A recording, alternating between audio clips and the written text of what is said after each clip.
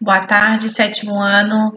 Bem, a prof veio aqui gravar o videozinho, então, para vocês terem um melhor entendimento, né? Mas nada diferente do que a gente já conversou pela manhã. Mas para que aqueles que não tiveram acesso, então, né, possam, então, ter disponibilidade ao vídeo e entender um pouquinho mais sobre o que a gente conversou. A expansão marítima e o processo ibérico.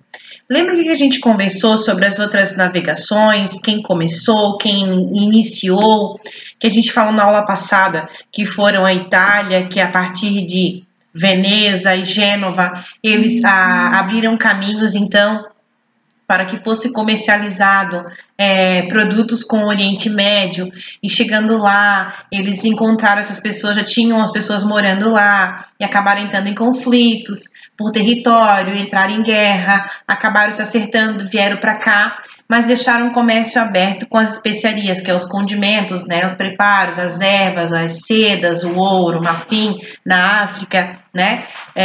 A gente já falou sobre isso na outra aula. E o processo ibérico, o que seria ibérico? Ibérico, então, é a união de Portugal e Espanha, né? Se chama União Ibérica. Por quê? Porque eles se juntaram em casamento, os dois filhos casaram, né?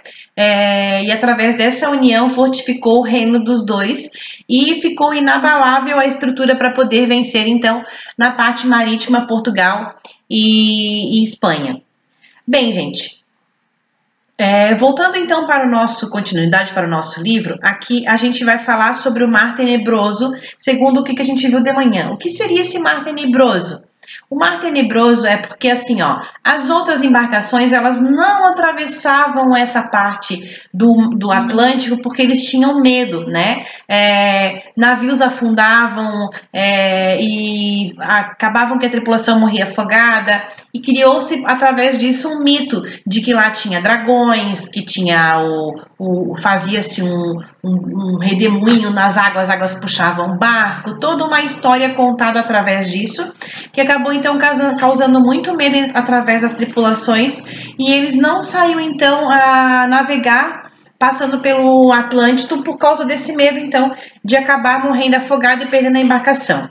Mas Portugal, enquanto havia esse processo, né, lá Napoleão Bonaparte estava brigando com a Inglaterra por causa do bloqueio continental, que não queria que os dois, a França não queria que os ingleses vendessem mercadoria para outros países, estava em guerra, né, a Guerra dos 100 Anos, tinha outra situação na Europa também, que tinha uma crise muito grande lá, né, fim do feudalismo, aquela situação toda, mas os portugueses foi aqueles então que chamaram as pessoas para estar trabalhando, formando uma escola que trouxe pessoas do Oriente, tipo, que sabiam da astronomia, que sabiam de embarcações, que inventaram o astrolábio, a bússola, e fez todo um preparo de estudo, de pesquisa sobre embarcações, e então montou a sua própria para poder passar, então, dentro desse Atlântico,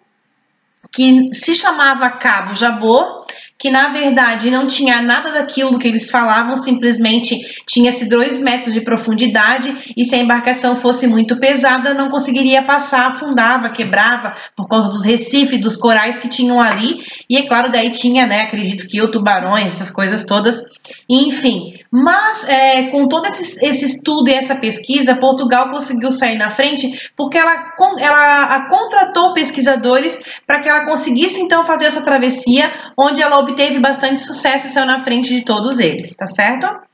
Aqui é onde fala então, né, do Cabo de Jabor, como era lá a profundidade, né?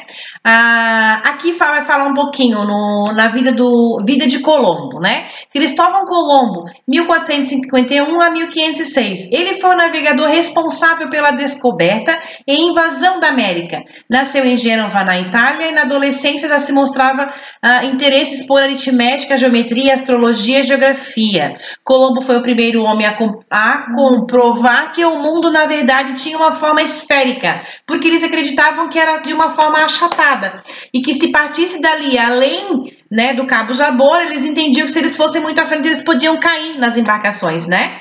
E não era assim. Então, eles tinham muitas mitologias, muitas histórias fantasiosas, que não era nada disso. E Cristóvão Colombo, então, contornando a África, ele descobre, então, que não é assim. Né? Ele chega às Américas, ele descobre o Brasil e também eles tinham interesse de chegar às Índias, né? Na Índia mesmo, no país da Índia, porque lá sabia também que tinha tecidos, tinha outros condimentos, tinha outras ervas, eles queriam chegar até lá. Mas nesse caminho, no meio desse caminho, Cristóvão Colombo acontece que ele descobre a América, né? E acabou então descobrindo a ilha de Veracruz. Ele manda uma carta, né, para Dom João I.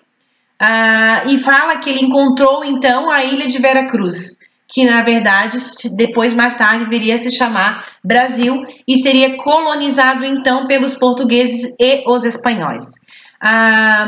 Ele acreditava ser possível viajar para o leste ou para o oeste e acabar retornando ao ponto de partida. Naquela época, o comércio europeu com o Extremo Oriente, praticando principalmente por mercadores venezianos que conseguiram a rota descoberta por Marco Polo, estava florescendo. O problema é que o caminho terrestre de Polo era extremamente longe e difícil. Alguns navegadores, como Colombo, estavam convencidos de que poderiam chegar ao Oriente no leste viajando para o oeste.